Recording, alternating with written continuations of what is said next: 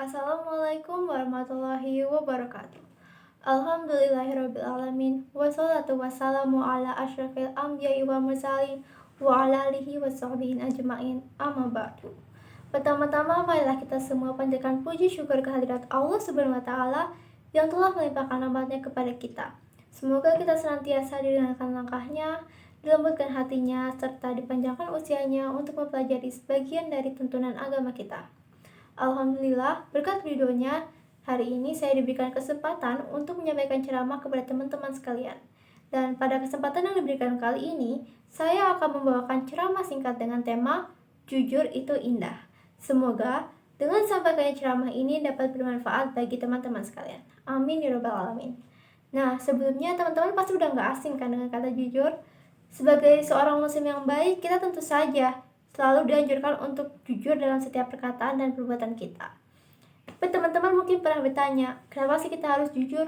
Kan kalau ada cara mudah yang lebih cepat, bisa digunain biar kerjanya cepat selesai. Nah, pemikiran seperti ini nih teman-teman yang harus kita hindari dan buang jauh-jauh. Karena sangat disayangkan, gak jarang loh orang yang mikir seperti ini.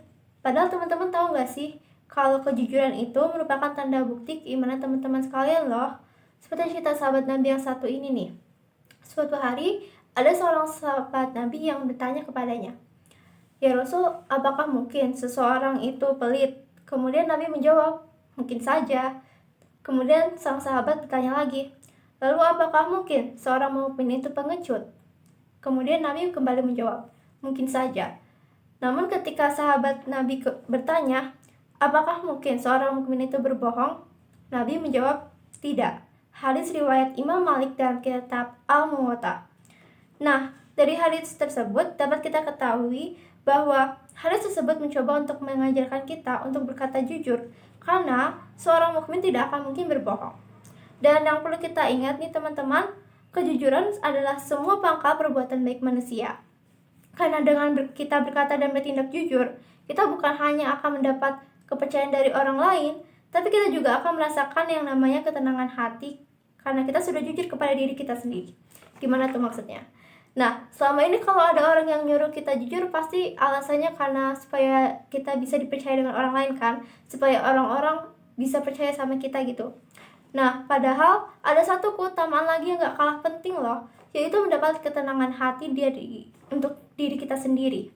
Misalnya nih ya, sebagai seorang pelajar contohnya, kalau lagi ujian tuh kan yang benar kita ngerjain sendiri-sendiri sesuai kemampuan masing-masing atau ngelihat jawaban temennya nih biar nilainya bagus.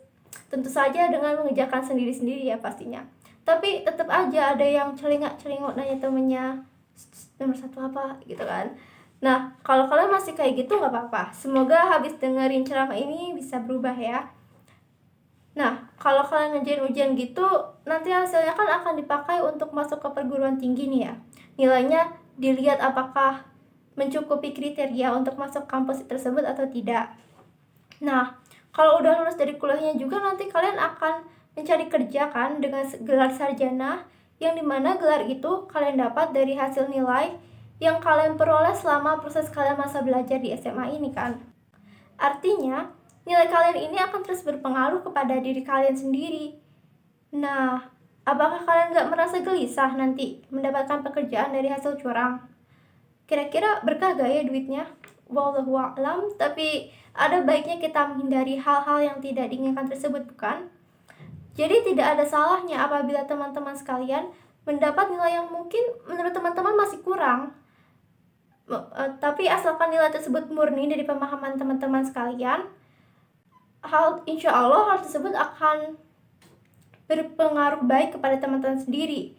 Dan bagusnya nih ya, kalau misalkan teman-teman murni mengerjakan dengan pemahaman teman-teman sendiri dan dirinya ternyata hasilnya kurang, kan teman-teman jadi paham kalau ternyata teman-teman itu kurang pemahamannya di materi ini dan bisa dijadikan untuk bahan evaluasi pelajaran di ujian berikutnya. Dengan begitu, teman-teman akan lebih memahami materi tersebut untuk diujikan nantinya.